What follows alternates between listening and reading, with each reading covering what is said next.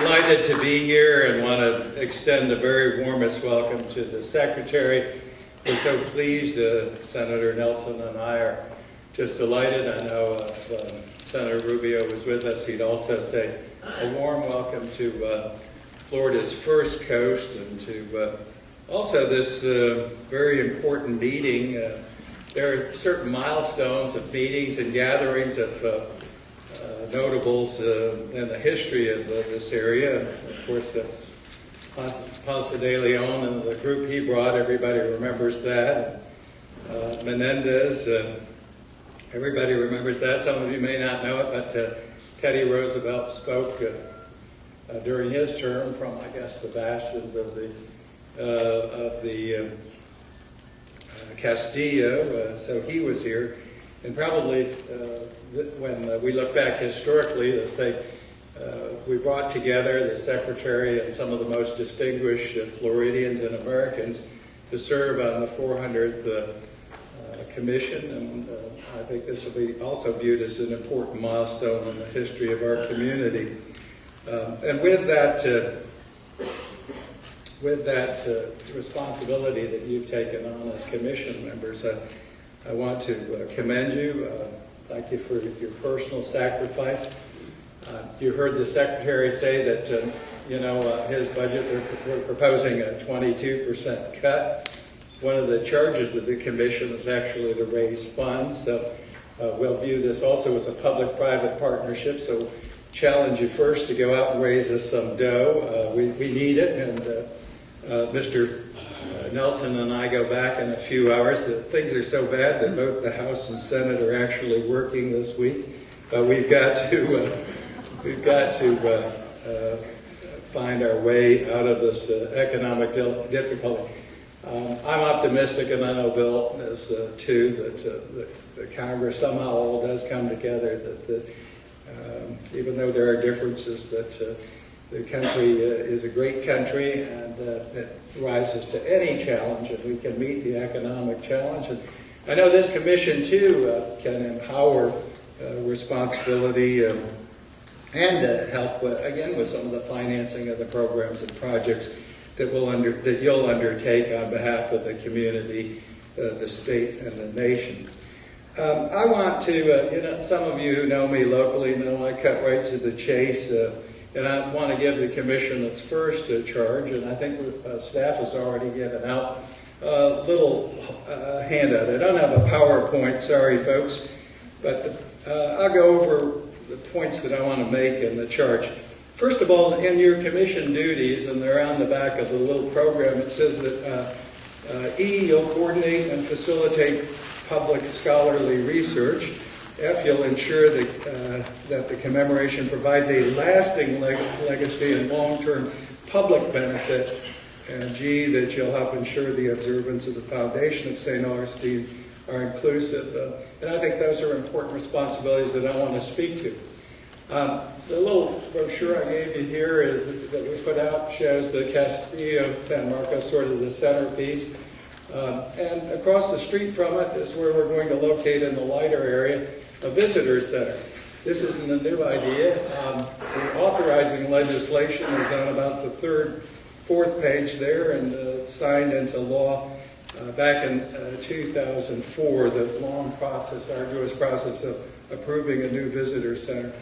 I want to talk about the importance of that. We heard about the economy and people that are coming here. The mayor says that we have between 4 and 5 million visitors.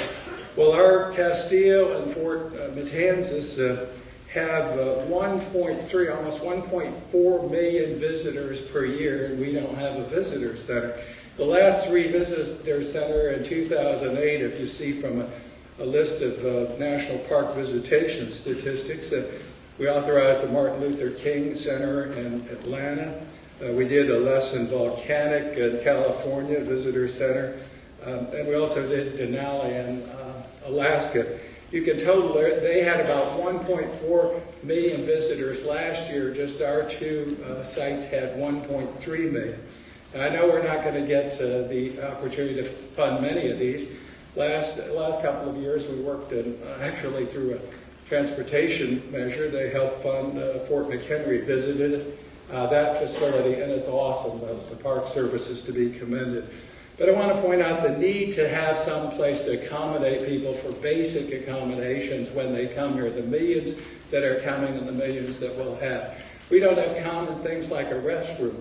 The fortress that, again, Gordy does such a great job of guarding.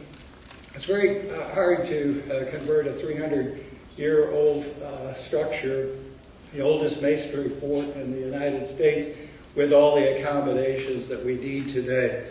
So we've had great cooperation both from the state of Florida. Our secretary, I want to thank him, past administration in donating land. The city of St. Augustine, a very small community, 12,975 souls according to the 2010 census, taking on the responsibility of having more than 200 infrastructure and sites in this and buildings in this community that predate the Revolutionary War.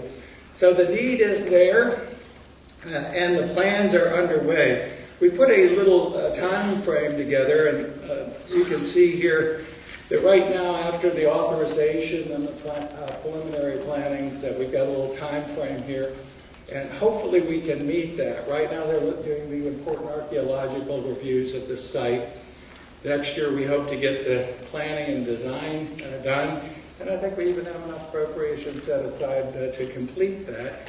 And then we have the big challenge of the actual construction and that heavy price of getting that done. But I can't think of anything that would make the visit more enjoyable, both from an educational, academic standpoint. And let me bring this to home. About 2 weeks ago, I had a middle grade student visit me in Washington. And it's wonderful to see these young people come and see our nation's capital. And I said, "You enjoying this?" I said, is this one of your best experiences? He said, "This, Mr. Mica, and visiting St. Augustine."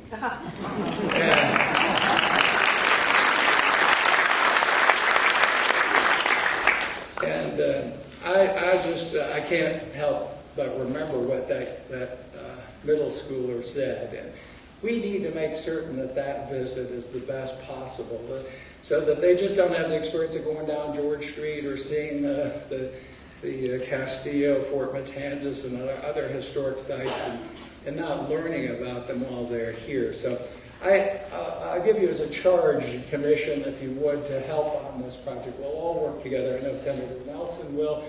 The city has been great. The state has been great.